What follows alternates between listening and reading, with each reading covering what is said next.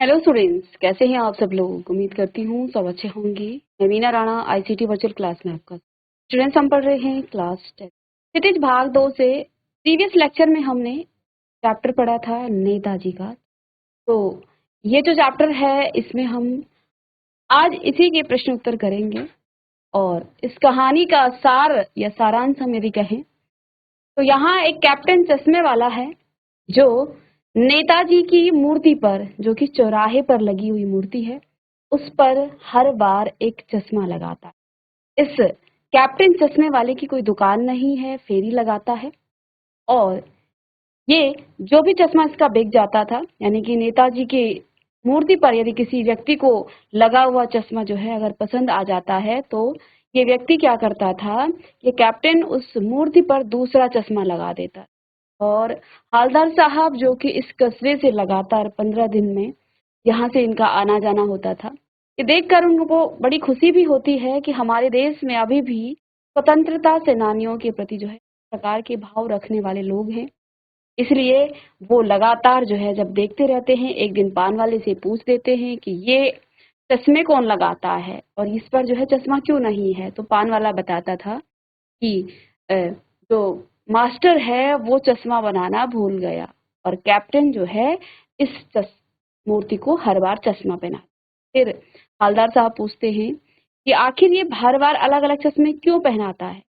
तब पान वाला बताता है कि यदि ग्राहक को मूर्ति वाला चश्मा पसंद आ गया तो वो ग्राहक को वो वाला चश्मा दे देता है और नेताजी को दूसरा चश्मा पहना देता। तरह से 2 साल तक ये सिलसिला चलता रहा। और अगली बार जब 2 साल के बाद हवलदार साहब क्या देखते हैं कि उस मूर्ति पर कोई भी चश्मा नहीं था। इस दिन पान वाले की दुकान भी बंद थी, वो आप वहां से निकल जाते हैं। फिर 15 दिन के बाद वहां आते हैं और फिर से देखते हैं कि उस मूर्ति पर कोई भी चश्मा नहीं। इस बार वो पान वाले से पूछ डालते हैं कि तुम्हारे नेताजी की मूर्ति पर आज चश्मा क्यों नहीं है। पर पान वाला बताता है कि साहब मास्टर बनाना भूल गया और कैप्टन। और हवलदार साहब भी जो है मौन होकर के वहां से निकल जाते हैं। अब उनका मन जो है बहुत दुखी होता है। लेकिन अगली बार जब वो इधर से गुजरते हैं तो क्या देखते हैं, अब भी जो है उसमें चश्मा नहीं था। अपने इसके बाद नेक्स्ट टाइम जब आते हैं तो अपने ड्राइवर से कहते हैं कि इस चौराहे पर आज उनको नहीं रुकना है, आज वो सीधे आगे जाएंगे क्योंकि काम बहुत ज्यादा है। वास्तव में उनके मन में जो है ये भाव चल रहे थे कि नेताजी की मूर्ति पर आज कोई भी चश्मा नहीं होगा। हवलदार साहब को लगा कि किसी के भी मन में अब जो है देश के प्रति जो है की भावना नहीं रह गई है। और ये देखकर उनको बुरा लग रहा था, इसलिए वो कहते हैं। लेकिन जैसे ही उस चौराहे से वो गुजरते हैं तो उनकी आंखें आदत से मजबूर थी, उनकी नजर उधर पड़ी और क्या देखते हैं कि उस मूर्ति पर एक सरकंडे का चश्मा लगा है। वो अपने ड्राइवर को जल्दी से रोकने के लिए कहते हैं और जैसे ही ड्राइवर रुकता है वो मूर्ति की तरफ भागते हैं और लोग देखते रह जाते हैं। और मूर्ति पर सरकंडे का चश्मा देखकर उनकी आंखें नम हो जाती। ये हमने कल की क्लास में डिस्कस किया था। आज हम इसी के चैप्टर के प्रश्न उत्तर करेंगे। कुछ प्रश्न तो बेटा हम कर भी चुके, जैसे कि सेनानी ना होते हुए भी जो कैप्टन था वाला था, लोग उसे कैप्टन क्यों।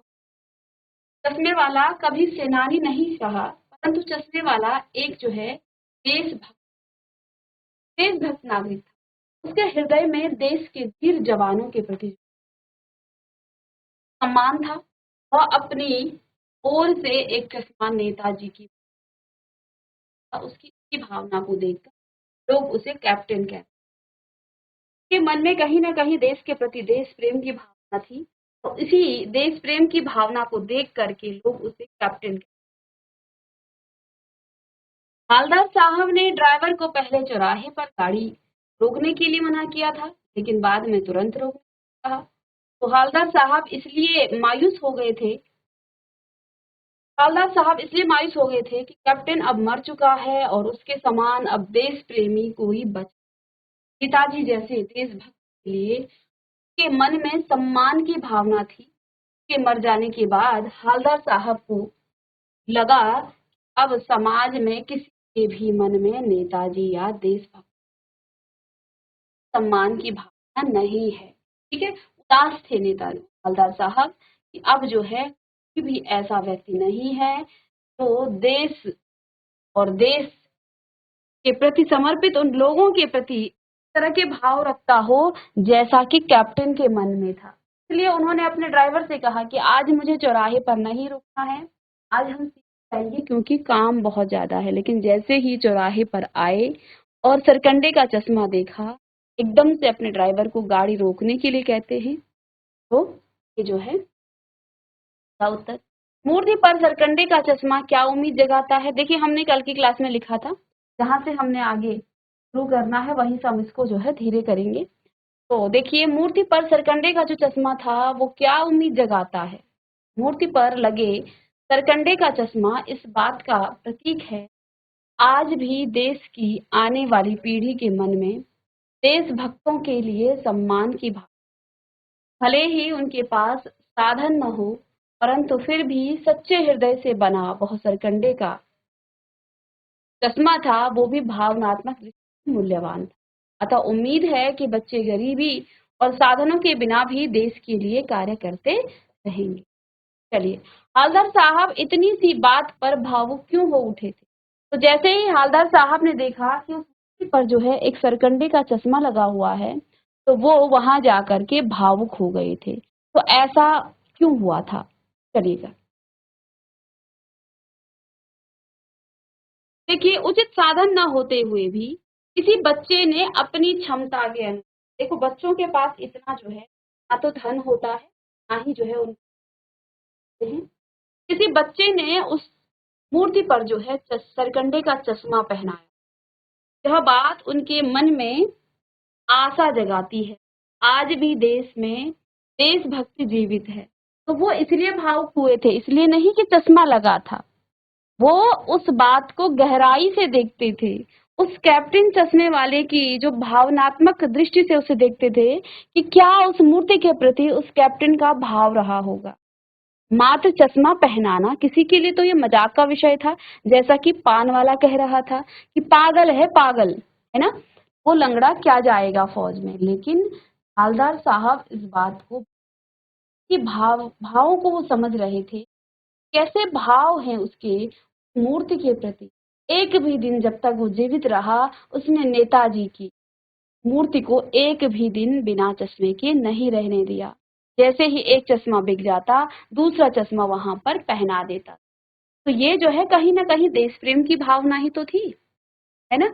तो इस पर जो है वो भावुक हो उठे, और जब कैप्टन मर गया, 2 हफ्ते तक उस मूर्ति पर कोई चश्मा नहीं था, तो वो उदास हो गए थे कि अब कैप्टन जैसा कोई भी इस कस्बे या हमारे देश में अब नहीं है।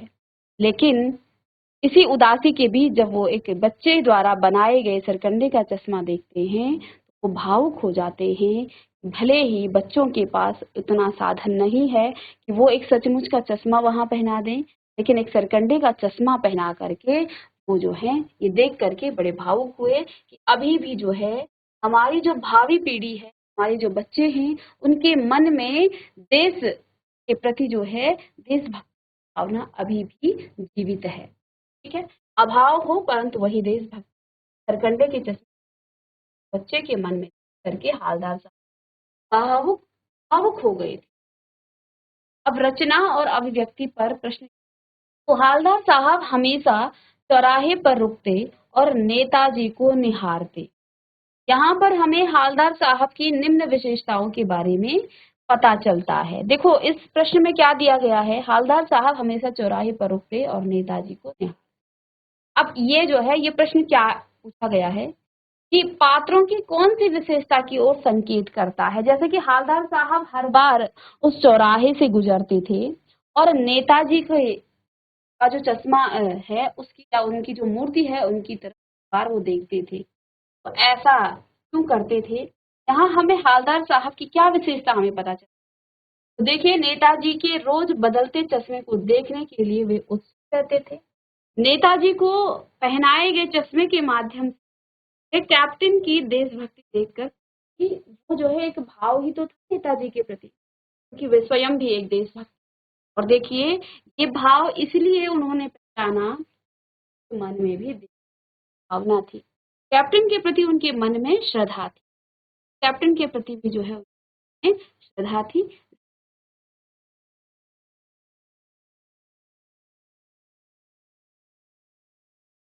चलिए, पान वाला उदास हो गया। उसने पीछे मुड़कर मुंह का पान नीचे और सिर झुकाकर अपनी धोती के सिरे से आंखें पोंछता हुआ बोला, साहब कैप्टन मर गया। तो अब हमें पान वाला की किस्सा है के बारे में हमें जो है यहाँ पर बताना है कि उसने जो ये काम किया, क्या किया उसने? उसने पीछे मुड़कर अपने मुंह का जो पान था वो थूक दिया और अपना सिर झुकाया और धोती के सिरे से आंखें पोंछता हुआ क्या बोला, साहब कैप्टन मर गया। कहीं ना कहीं वो जो है भावुक था उस कैप्टन के लिए, जहाँ पहले वो मजाक बना रहा था लेकिन उसके मरने के बाद उसके मन में जो है कहीं ना कहीं उस कैप्टन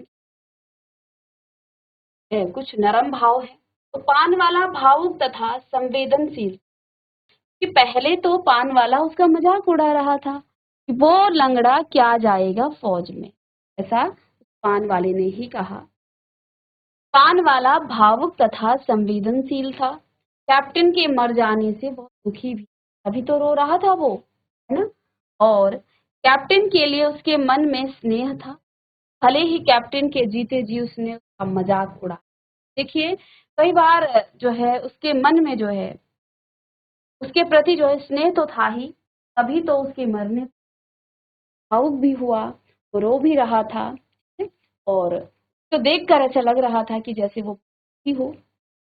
कैप्टन जो आपके हालदार साहब थे, हालदार साहब के पहुंचने पर उसने जो है अपना सर नीचे झुकाया और अपनी आंखें जो है, तो इधर जो है कैप्टन के लिए उसके मन में स्नेह ही कैप्टन की जी ने उसका मजाक उड़ाया। कहीं न कहीं वह भी कैप्टन की देशभक्ति पर मुग्ध था। कैप्टन याद आने पर उसकी आंखों से आंसू बहने लगे। जब उसे कैप्टन की याद आई तो उसकी आंखों से आंसू बहने लगे। देखिए, कई बार देखिए जिनके साथ हमारा बहुत गहरा संबंध होता है, मिलना-जुलना होता है, तो उनको हम मजाक में कुछ भी कहते हैं, जो आपके भी फ्रेंड्स होंगे, दोस्त होंगे या कोई आपके जो है अगल-बगल होंगे। तो इधर जो है इस चश्मे वाले और पान वाला जो है एक ही कस्बे के थे। तो उसके मन में जो है उसके प्रति जो है भावनात्मक जो जुड़ाव था वो तो था ही, और जब वो जीवित था उसने मजाक तो बनाया, लेकिन उसके मरने के बाद उस पान वाले को भी बड़ा दुख हुआ और वो भी जो है आंखों से भी उस चश्मे के वाले के लिए आंसू बह रहे थे। उसकी क्या विशेषता यहाँ से आपको पता चलती? एक तो पान वाला भावुक था, संवेदनशील भी था, संवेदनशील भी था, और कैप्टन के मर जाने पर वह दुखी। कैप्टन के लिए उसके मन में स्नेह था, यही कैप्टन जो है कि जीते जी उसने उसका मजाक भी उड़ाया था। कहीं न कहीं वह भी कैप्टन की देशभक्ति, और वो भी जो है ये बात देख करके जो मन ही मन, लोग जताते नहीं हैं, उसके मन में जो है कहीं न कहीं ये बात तो रहती ही है। तो उसके मन में जो है उसके कैप्टन की देशभक्ति पर वो भी जो है मुग्ध था, और कैप्टन की याद आने पर की आँखों से आंसू। चलिएगा, लिख लीजिए इसे। कैप्टन बार-बार मूर्ति पर चश्मा लगा देता था। यहाँ पर हमें कैप्टन की निम्न विशेषताओं के बारे में पता चलता है। अब कैप्टन के बारे में हमें बताना क्या उसकी विशेषता रही है, क्यों वो बार-बार उस मूर्ति पर चश्मा लगा रहा था, इसकी विशेषता हमें बतानी। तो सबसे पहली बात तो वह एक देशभक्त, नेताजी के लिए उसके मन में सम्मान की भावना। तो कैप्टन था वो एक देशभक्त, नेताजी सुभाष चंद्र बोस के लिए उसके मन में जो है सम्मान की भावना थी। कि नेताजी को बगैर चश्मे के देखना उसे अच्छा नहीं लगता था, बल्कि उस कस्बे से कई लोग जाते होंगे और कस्बे का वो चौराहा था, चौराहे पर तो अनेक लोग जो है आना जाना, क्योंकि जो है जो हालदार साहब हैं वो भी किसी दूसरे कस्बे के हैं, वो उस कस्बे के नहीं हैं, लेकिन उनका आना जाना वहां से होता है। इसी तरह से वहाँ अनेक लोग आते जाते होंगे और वो उस कस्बे में भी रहते होंगे, लेकिन एक ही व्यक्ति के मन में ऐसे भाव आए हैं, कहीं न कहीं के मन में जो है नेताजी के लिए, अपने देश के लिए प्रेम की भावना है, भावना है। अच्छा, आर्थिक विपन्नता के कारण नेताजी को स्थायी रूप से चश्मा नहीं पहना आता था, इसलिए वह अपनी ओर से कोई न लगा देता। अब देखिए, इस बेचारे की तो कोई अपनी दुकान भी नहीं थी, उसका मन यदि वो उसकी आर्थिक स्थिति अच्छी होती तो वो नेताजी को संगमरमर का ही चश्मा लगवा देता। जिस तरह का काम वो कर रहा है, इससे तो यही लगता है कि अगर आर्थिक रूप से वो संपन्न होता तो वो व्यक्ति जो है नेताजी के मूर्ति को चश्मा लगवा लेता। लेकिन अपनी तरफ से जितना उससे हो सकता था वो नेताजी को चश्मा पहना देता था।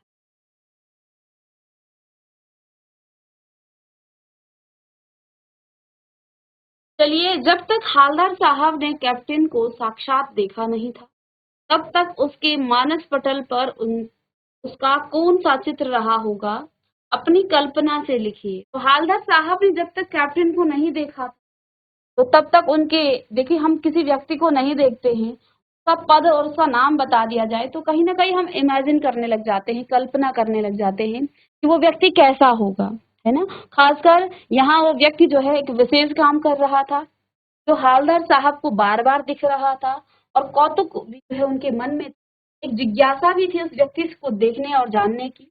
तो कहीं ना कहीं जो है उनके मन में कैप्टन की एक कल्पना होगी। और आप यदि हालदार साहब की जगह होते तो आप जो है अपने मन में किस प्रकार की छवि उस कैप्टन की बनाते, तो यही आपको लिखना है यहाँ पर। जब तक हालदार साहब ने कैप्टन को नहीं देखा था तब तक वो उसे एक फौजी की तरह मजबूत और बलशाली, कैप्टन जो है एक बड़ा पद होता है फौज में, तो उनको जो है ऐसा लगा था कि शायद वो कोई फौजी होगा, सिपाही होगा, और कोई मजबूत होगा, और सिपाही होगा तो वो मजबूत भी, बलशाली भी होगा। वो उसे ऐसा समझते थे। उन्होंने सोचा होगा कि वह एक फौजी की तरह अपने जीवन को अनुशासित ढंग से जीता होगा। उन्हें लगता था कि फौज में होने के कारण लोग कैप्टन, तो ऐसा ही इस पाठ में भी बताया गया है। उनको लगा कि शायद वो कोई, बताया नहीं गया लेकिन भाव उसका यही है।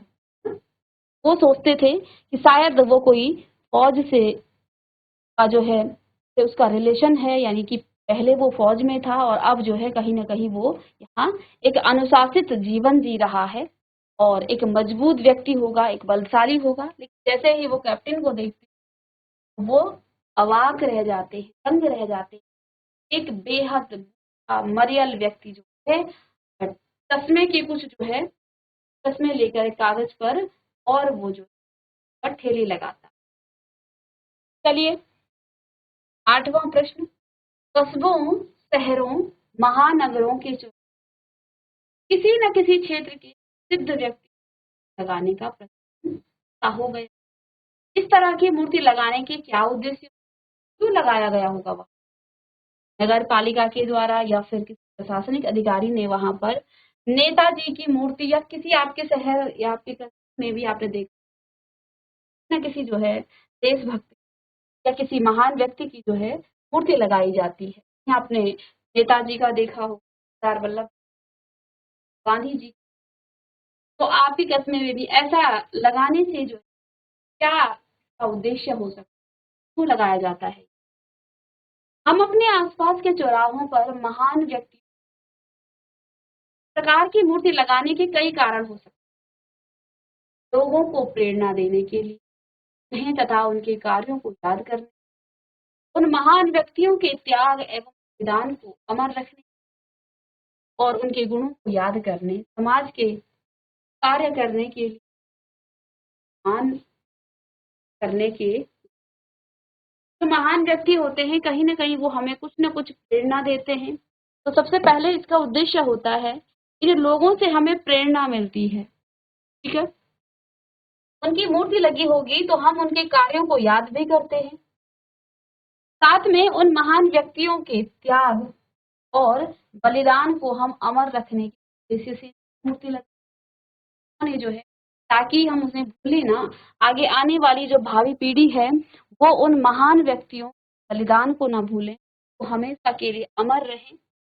उन महान व्यक्तियों के त्याग और बलिदान को अमर रखने के उद्देश्य, उनके गुणों को याद करके समाज के लिए कार्य करने के लिए प्रेरित करने के उद्देश्य तथा ऐसे लोगों को सम्मान करने के, ऐसे लोगों को जो है हमारे, आपने देखा होगा चौराहों पर या किसी जो है इनकी मूर्ति लगा दी जाती है ताकि हमारे आने वाली जो भावी पीढ़ी है उनको इनसे प्रेरणा मिले।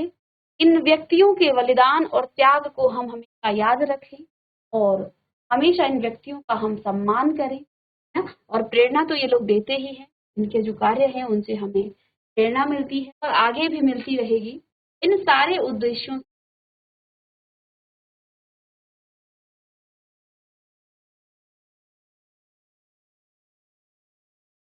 चलिए, आप अपने इलाके के चौराहे पर किस व्यक्ति की मूर्ति स्थापित करवाना चाहेंगे? आपका भी कोई फेवरेट या तो देशभक्त से आपको बहुत प्रेरणा मिलती है, जो आपको बहुत अच्छे लगते हैं? आप किन की मूर्ति अपने चौराहे पर लगाना चाहोगे? हम अपने इलाके के चौराहे पर महात्मा गांधी तथा वैज्ञानिकों की मूर्ति देखिए, आपको अपने विचार लिखने, आपको आइडिया दिया जा रहा है। क्योंकि एक और जहाँ महात्मा जी ने यानी महात्मा गांधी जी ने हमारे देश को आजाद करवाने में मुख्य भूमिका निभाई है। उन्होंने हिंसा को त्याग कर अहिंसा के पथ को प्रधानता दी है। गांधी जी चाहते थे कि हिंसा ना करें, हम अहिंसा से ही अपने देश को आजाद करवाना। तो दूसरी ओर देश के वैज्ञानिकों ने देश को प्रगति के पथ पर आगे बढ़ाने के लिए नए नए आविष्कारों के द्वारा देश को नई दिशा प्रदान की। साथ में वैज्ञानिकों देश को आगे बढ़ाने के लिए नए नए आविष्कार किए, है ना? और एक नई दिशा प्रदान की है हमारे देश।